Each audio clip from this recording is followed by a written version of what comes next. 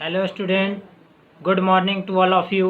आप लोग कैसे हैं? अच्छे हैं। चलिए स्टूडेंट्स, मैंने आपको पिछले क्लास में लेंस के बारे में बताया था। तो पहले आप ये बताइए कि लेंस कितने टाइप्स के होते हैं। लेंस 6 टाइप के होते हैं। Very good. अच्छा, ये स्फेरिकल लेंस क्या होता है? हाँ, जिनके दोनों जो सरफेस होते हैं वो स्फेरिकल होते हैं, वैसे लेंस को स्फेरिकल लेंस कहते हैं। तो स्फेरिकल लेंस कितने तरह के होते हैं? 2 तरह के। उनके नाम बताइए। कनकेव, दूसरा convex. Very good, very good. Convex lens किसे कहते हैं ये बताइए।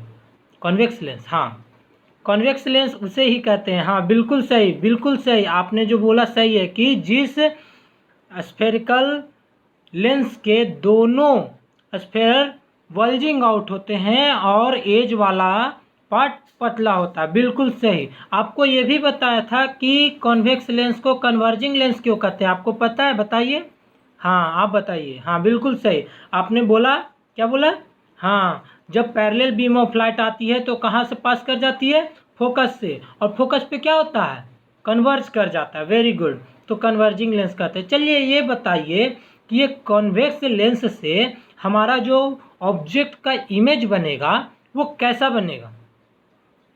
नहीं पता।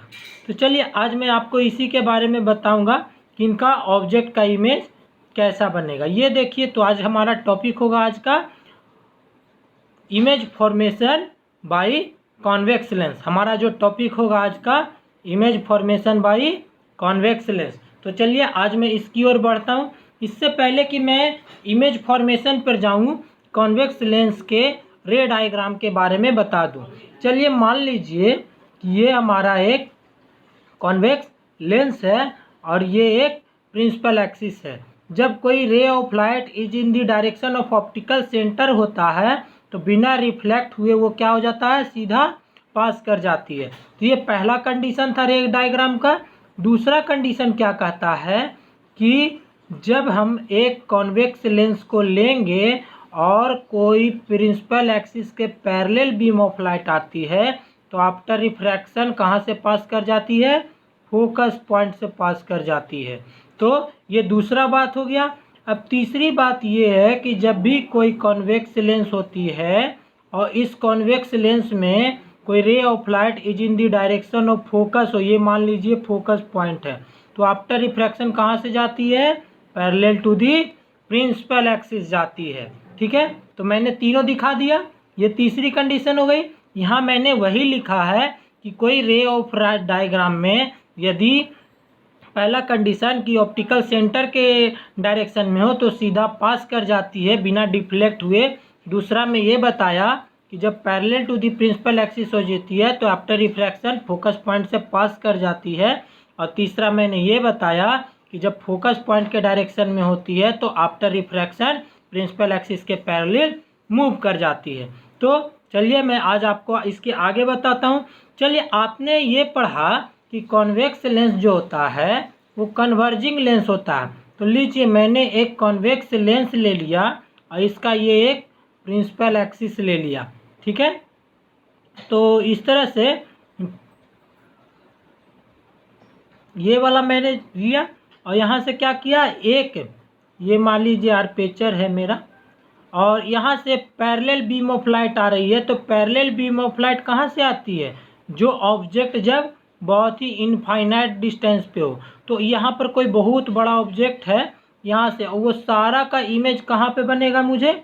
ये सारा का सारा मुझे फोकस पॉइंट पे बनेगा, बनेगा ना। तो यहाँ देखिए, ये जो पॉइंट है, ये जो पॉइंट है, यहाँ पर मुझे क्या मिला? एक फोकस पॉइंट मिला। ये वाला, यहाँ वाला पार्ट मुझे इमेज मिला। यहाँ पर जो इमेज मिला इस बड़े से ऑब्जेक्ट का, इस बड़े से ऑब्जेक्ट का एक बहुत ही छोटा इमेज मिल गया। तो ये जो इमेज है वो हमेशा रियल में कट रही है। तो ये कैसी इमेज होगी? इन्वर्टेड होगी, वेरी डिमिनिश होगी और रियल होगी। तो स्टूडेंट, जब भी कोई ऑब्जेक्ट इन्फिनिटी पे होता है in front of the convex lens तो जो उसका इमेज बनता है वो फोकस पॉइंट पे बनता है। कहाँ पे बनता है? फोकस पॉइंट पे बनता है on the other side of the convex lens. तो जब अदर साइड की बात करेंगे तो F2 लेंगे और यहाँ पर इसकी जो डबल डिस्टेंस है उसको बोलते हैं 2f2। और जिस साइड ऑब्जेक्ट को रखेंगे उस साइड वाले फोकस पॉइंट को f1 बोल देंगे और उसके डबल डिस्टेंस को f2 बोल देंगे। तो ये याद रखिएगा, मैं आगे इसके बारे में बार बार जिक्र नहीं करूँगा, ध्यान दीजिएगा बस। अब इसके आगे मैंने ये कंडीशन तो बता दिया कि जब इन्फिनिटी पे होगी तो इमेज कैसी बनेगी। अब दूसरी बात देखिए कि जब हम इन्फिनिटी से थोड़ा सा पास लाएंगे, मीन्स हमारा 2f से जस्ट थोड़ा सा पीछे होगा, हमारा जो ऑब्जेक्ट होगा वो 2f से ज़रा सा पीछे होगा। तो when object beyond the 2f after refraction image formed other side of the convex lens which is in the between of f1 and 2f1 f2 और 2f2 के बीच में बनेगा। तो इस तरह से ये जो हमारा इमेज बनेगा वो कैसा इमेज बनेगा, वो जो हमारा इमेज बनेगा ये देखिए छोटा बन रहा है। हमारा एक यहाँ पर ऑब्जेक्ट है और यहाँ पर एक इमेज है। देखिए ऑब्जेक्ट का हेड ऊपर की ओर है और इमेज का हेड नीचे की ओर है। तो इस तरह से हम क्या देख रहे हैं कि हमारा जो ऑब्जेक्ट का हेड है उल्टा हो गया, तो हमारा इमेज कैसा बना, इन्वर्टेड बना। और जब इन्वर्टेड बना और दूसरी छोटी भी दिख रही है, रिड्यूज हो गई साइज, और कहाँ बन रही है, f और 2f के बीच में। और जब इमेज इन्वर्टेड है तो कैसी होगी, रियल होगी। अब इस ऑब्जेक्ट को थोड़ा और पास ले जाएंगे कॉन्वेक्स लेंस के, तो बियॉन्ड f 2f की जगह मैं कहाँ रख दूंगा, 2f पर ही रख देता हूँ। देखिए मैंने अब ऑब्जेक्ट को कहाँ रख दिया, 2f पे रख दिया, ये मेरा 2f है, ठीक है। तो ये 2f पे जैसे ही रखा तो जो हमारा इमेज फॉर्म्ड हुआ आफ्टर रिफ्रैक्शन वो भी कहाँ पे हुआ, 2f पे ही हुआ, but on the other side of the convex lens. और ये देखिए अगर हेड ऑब्जेक्ट का इस ओर था तो इमेज में हेड उसके जस्ट अपोजिट हो गया। इसका मतलब जो इमेज बना वो इन्वर्टेड बना और सेम इन साइज बना और 2f पर ही बना, but on the other side of the convex lens. तो इस तरह से हमारा जो इमेज बना वो रियल बना, इन्वर्टेड बना, सेम इन साइज बना और 2f पर ही बना। अब चलिए इस ऑब्जेक्ट को थोड़ा और पास ले जाते हैं। तो थोड़ा पास और ले जाने का मतलब क्या हुआ, 2f और f के बीच में रखते हैं। तो देखिए मैंने 2f और f के बीच में रख दिया, ठीक है। अब ऑब्जेक्ट को 2f और f के बीच में रख दिया तो जो हमारा इमेज है वो बियॉन्ड 2f बन गया। वो कहाँ बन गया, बियॉन्ड 2f बन गया। अब यहाँ देखिए बियॉन्ड 2f बना तो वो कैसा बना, हमारा ऑब्जेक्ट बहुत ही छोटा था लेकिन इमेज जो है बड़ा बन गया। तो जब हम ऑब्जेक्ट को बिटवीन f एंड 2f रखते हैं तो आफ्टर रिफ्रैक्शन जो इमेज बनेगा वो लार्ज बनेगा, इन्वर्टेड बनेगा और बियॉन्ड 2f बनेगा और रियल बनेगा, क्योंकि इन्वर्टेड है तो रियल होगा। चलिए इस ऑब्जेक्ट को थोड़ा और पास ले जाएंगे। तो अब ऑब्जेक्ट को और पास ले जाने का मतलब हम फोकस पे रखते हैं। तो चलिए हम फोकस पे आए। अब पॉइंट फोकस पे ही रख दिए तो आफ्टर रिफ्रैक्शन ऑब्जेक्ट जो है वो ऑन दी अदर साइड एक पैरेलल लाइट दे देता है, पैरेलल बीम ऑफ लाइट मिल जाता। और पैरेलल का मतलब ये प्रिंसिपल एक्सिस से तो नीचे है, इससे क्लियर है कि जहाँ भी कटेगा वो प्रिंसिपल एक्सिस से नीचे कटेगा। मतलब कि जब यदि ऑब्जेक्ट का हेड ऊपर होगा तो इमेज का हेड नीचे होगा। और देखिए ऑब्जेक्ट की तुलना में इमेज का जो साइज होगा बहुत ही बड़ा होगा, ठीक है। तो इस तरह से हमने क्या देखा कि जो हम ऑब्जेक्ट को यदि फोकस पॉइंट पे रखेंगे तो after refraction on the other side ये कहाँ पे बनेगा, at the point of infinity बनेगा और वेरी लार्ज बनेगा। और कैसा बनेगा, इन्वर्टेड बनेगा और रियल बनेगा, क्योंकि इन्वर्टेड इमेज हमेशा रियल होती है। अब हम इसको और पास लाने की कोशिश करते हैं। तो और पास लाएंगे तो कहाँ आएगा, ऑप्टिकल सेंटर और f1 के बीच में। चलिए मैंने ऑब्जेक्ट को ऑप्टिकल सेंटर, ये देखिए मेरा ऑब्जेक्ट है और इसको मैंने क्या किया, ऑप्टिकल सेंटर के और 2f के बीच में रख दिया। तो इसका जो आफ्टर रिफ्रैक्शन जो इमेज बना वो वर्चुअल इमेज बना। देखिए वो डायरेक्टली रिफ्रैक्टेड रे नहीं काट रही है, ऐसा अपियर हो रहा है कि ये इमेज यहाँ बनी है। लेकिन ये जो इमेज बनी है वो देखिए ये कैसा है, बिल्कुल ही जैसा हेड ऑब्जेक्ट का है वैसा ही हेड इमेज का भी है और बड़ी है। देखिए ऑब्जेक्ट आगे वाला जो है वो छोटा है और जो इमेज है मेरा बड़ा है। तो इन दैट केस हम जब ऑब्जेक्ट को ऑप्टिकल सेंटर और एफ के बीच में रखते हैं तो जो हमारा इमेज बनेगा वो लार्ज बनेगा, वर्चुअल बनेगा और in the same direction of the convex lens बनेगा। तो बच्चों ये स्पेशल केस है। हमने इन सारे केस में देखा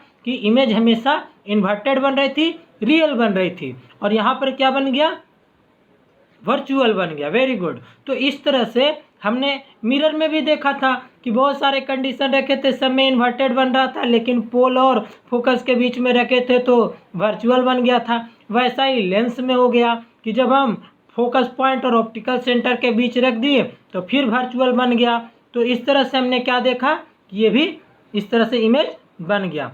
तो बच्चों आज मैं क्या पढ़ा, आज हमने ये पढ़ा कि कॉन्वेक्स लेंस से हमारे इमेज कैसे बनते हैं। एक कॉन्वेक्स लेंस है, इस तरह से आप डिसीजन ले सकते हैं कि ये इसका प्रिंसिपल एक्सिस होगा, यहाँ पर यदि F1 होगा, यहाँ पर यदि 2F1 होगा, और यहाँ पर यदि F2 होगा, और यहाँ पे यदि 2F2 होगा, तो अलग अलग पोजीशन पे आप ऑब्जेक्ट को देख सकते हैं कि उनका इमेज कहाँ बनेगा। तो चलिए आज हमने जो भी पढ़ा उसे मैं इस लिस्ट में दिखाता हूँ, इसे ध्यान से देखिए। मैंने अभी बताया कि जब ऑब्जेक्ट को कहाँ पर रखा था, इन्फिनिटी पे रखा था, तो focus point F2 on the other side ही था, तो बन गया था वेरी छोटा, बहुत ही पॉइंट साइज का बना था, और ये रियल और इन्वर्टेड था।